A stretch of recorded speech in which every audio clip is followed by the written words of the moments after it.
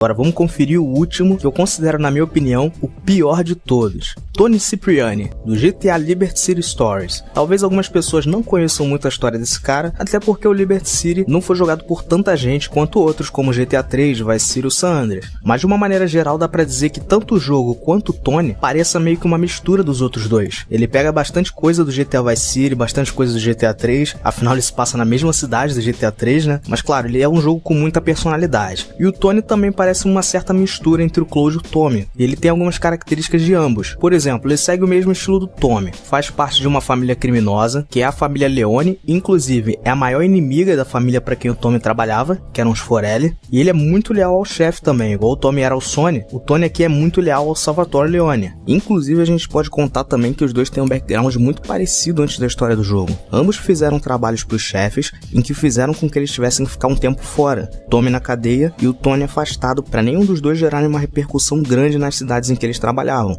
No caso, os dois era Liberty City, só que em épocas diferentes. Por outro lado, ele é frio igual ao Claude, mas não, ele não é mudo, ele fala. Só que ele também não parece ter amigos, mata qualquer um sem hesitar e não se importa com ninguém, basicamente. Ele tem um respeito e uma apreciação por algumas pessoas, como o Salvatore, que eu já citei, e respeita bastante a mãe dele, que nem aparece de rosto assim no jogo. Mas ele demonstra muito respeito com a mãe. Mas o principal para ele ser frio, além dessas características que praticamente todo protagonista vai mostrar, é que ele faz algumas das coisas mais bizarras em toda a franquia. De longe, o Liberty City Stories é um dos jogos mais macabros que eu já vi na franquia de GTA, que acho que ele reúne muita coisa bizarra. Logo no começo do jogo, o Tony já esquarteja o Giovanni casa e leva o corpo dele pro próprio açougue do casa para virar salsicha e ser vendido por lá. Só isso já é uma parada que até então a gente não imaginava que poderia acontecer, ainda mais no começo da campanha do GTA, que normalmente costuma ser um pouco mais tranquila. E como eu falei, sem hesitação, ele não demonstra nenhum remorso em fazer isso, até porque ele estava tentando se provar para a mãe dele, que duvidava que ele era um homem de verdade.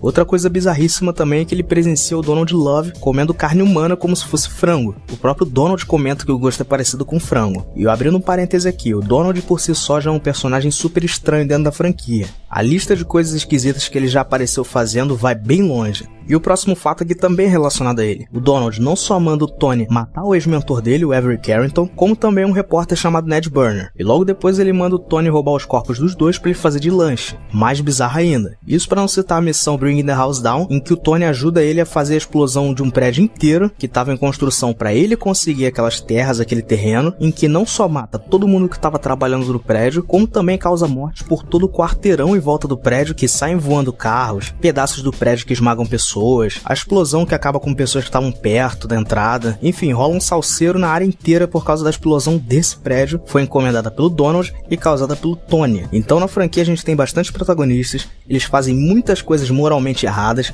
totalmente reprováveis, mas o Tony Cipriani, pra mim, ele consegue se destacar mesmo nesse meio sujo que normalmente esses tipos de protagonistas se envolvem.